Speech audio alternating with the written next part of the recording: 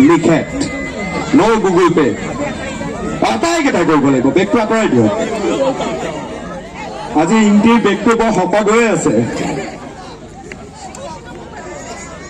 কোনে দিব আৰু ৰেডি উঠাব কোনে কৰিব দুলাল বেজবৰুৱাই কৰিব সাধাৰণ কথা নহয় মীনা ইংটিয়ে কৰিব সাধাৰণ কথা নহয় বৰকটকী আৰু দীপাংকৰে কৰিব এইটো আটাইতকৈ ভাল লগা আমি খেল আৰম্ভ কৰিছোঁ ৰেডি বহা উঠা উঠা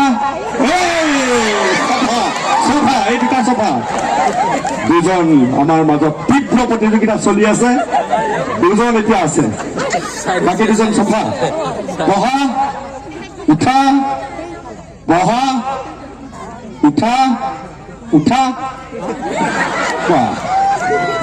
উঠা বহা উঠা উঠা মনিন বৰুৱাক মই বঁটা দিবলৈ অনুৰোধ জনাইছো লগত এখন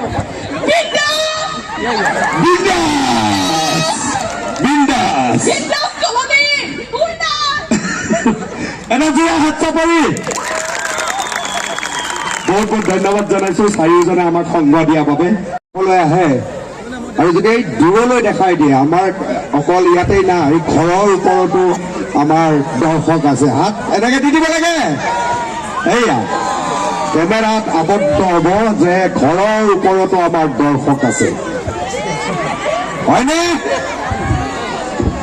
মই চাৰিগৰাকী বিশেষ ব্যক্তিক আপোনালোকৰ সন্মুখলৈ আনিব বিচাৰিছো আপোনালোকে টিভিত সদায় এজন মানুহক দেখি থাকে চিৰিয়েলৰ মাজত চাৰিজনকৈ মানুহ চিৰিয়েলৰ চাৰিজনকৈ মানুহ আমাৰ লগত আছে মই নিমন্ত্ৰণ জনাইছো দুলাল বেজবৰুৱা দা দুলাল দা মোৰ ওচৰত আহিব লাগে মোন বৰকটকী মোৰ ওচৰত আহিব লাগে মীনা ইংটি আৰু আমাৰ ধুনীয়া ল'ৰাটো দীপাংকৰ ৰয় আহিব লাগে চাৰিজন এই চাৰিজনে এয়া আকৌ জুই পোৱা আৰম্ভ কৰিয়ে দিলে পৃথিৱীত মই ভাবিছিলো ময়ে নীলাজ কিন্তু দুলাল দাটো আৰু নীলাজ মাইক্ৰফোন প্ৰিয় দৰ্শক আপোনালোকক জনাম NKTVৰ তৰফৰ পৰা নতুনকৈ সংযোজন হৈছে এটা মনোৰঞ্জন ধৰ্মী চেনেল আৰু সেই চেনেলৰ দুখনকৈ চিৰিয়েলৰ প্ৰিয় অভিনেতা অভিনেত্ৰীসকল এই মুহূৰ্তত আমাৰ লগত সংযোজন হৈ আছে এটা হাত চাপৰি দাদাহঁতৰ কাৰণে জোৰে জোৰে জোৰে জোৰে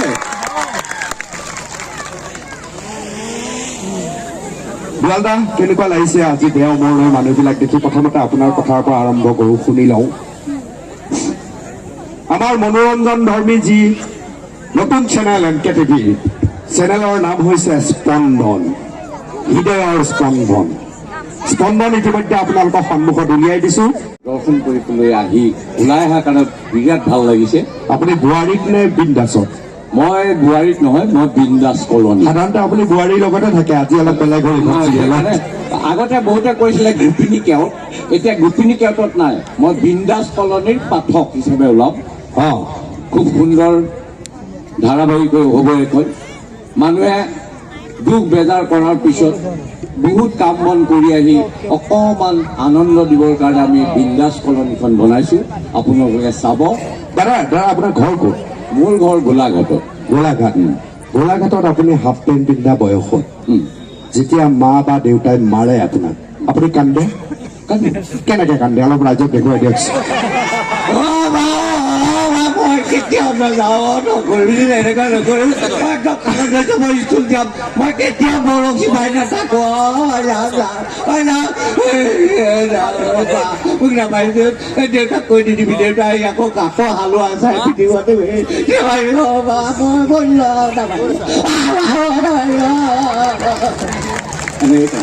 এইসকলে অভিনেতা কেৱল অনুশীলন কৰি হোৱা অভিনেতা নহয় কেনেকুৱা লাগিছে দীপাংকৰ মোৰ বিৰাট ভাল লাগিছে সঁচাকৈ ইয়াত উপস্থিত সকলোকে মোৰ প্ৰণাম যাচিলোঁ মই আৰু ধন্যবাদ অনুপম দা আমাক ইমান ধুনীয়া এটা ঠাইত আপুনি মাতিছে মই ব্লগো বনাই আছোঁ চ' ভাল লাগিছে দেওমৰ নৈ মঙলদৈ ছোৱালী যদি এবাৰ চাবা জানিবা বিয়া কৰাব লাগিব, কাৰণ আমাৰ খুব ভাল ছোৱালী এইবিলাক।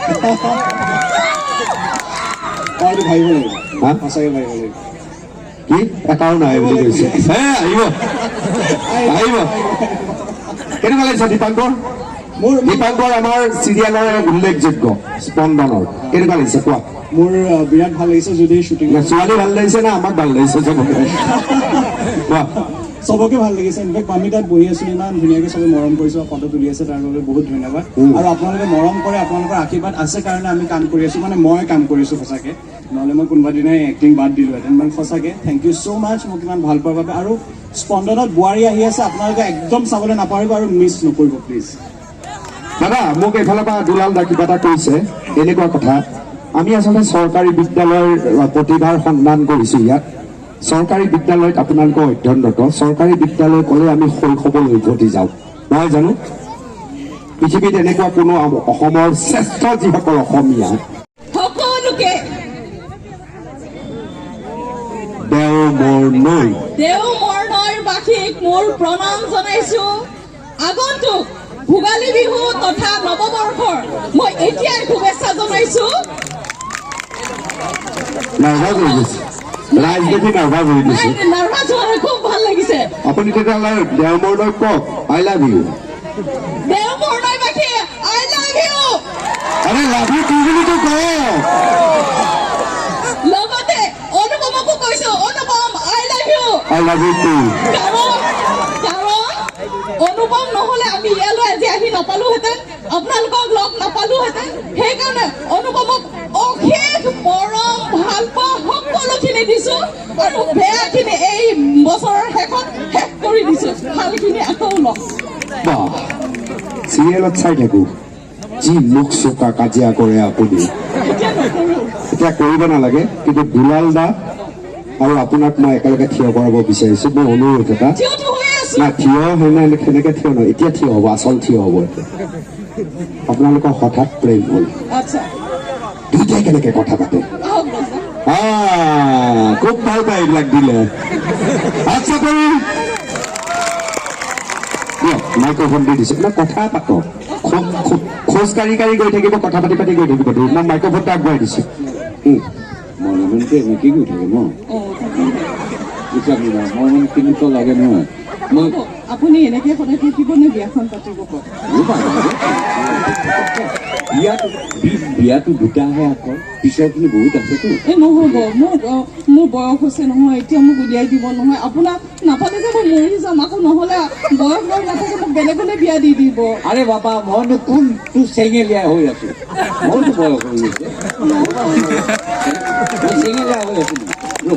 বিয়া দুটা শব্দ, কিন্তু পিছৰখিনি বহুত আছে। বস্তা মেলিবলৈ আছেই, বেপাৰ কৰিবলৈ আছেই। গতিকে তোমাক বিয়া কৰাটো কৰিম বাৰু। সঁচানে? আকৌ বেলেগলৈ মন নেমেলেতো? ৰ'বাচোন, মই লিখিলোঁ কিমান বা আছিল।